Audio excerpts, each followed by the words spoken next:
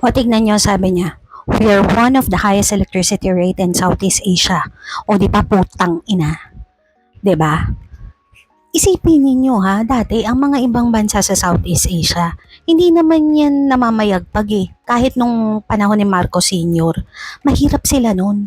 Nung nawala si yung matandang Marcos, doon pa, doon pa tayo mas lalong lumubog imbis na paangat. Tanginang usapan, aangat tayo eh. Kasi nga 'di ba, wala na dati yung pula.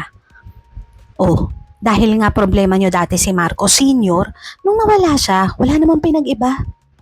Yung mayaman, mas yumayaman pa rin. Yung mahirap, lugmok pa rin. O 'di ba? Anong pinagkaiba ng panahon niya at panahon ngayon? Tapos panahon ng anak niya. Anong pinagkaiba? Mabuha ka ng ina nyo, maputang ina ninyo. Tingnan nyo nangyayari sa Pilipinas, mga hindot kayo. Napakataas.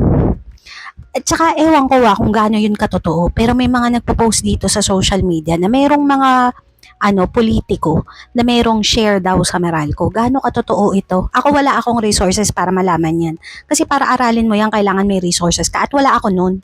Kaya yung mga may resources dyan, sana i-reveal nyo tong mga politiko na to na gumagamit ng mga dummy para magkaroon sila ng share sa Meralco. Kasi isa yan sa dahilan kung bakit hindi nagagawa ng paraan yung putangin ng Meralco na yan eh. 'Di ba? Kung bakit hanggang ngayon ang taas-taas. Tingnan ninyo, putang ina, konting kibot na may mangyari sa kumpanya nila, sa atin nila sisingilin. Putang inang yan. Hindot.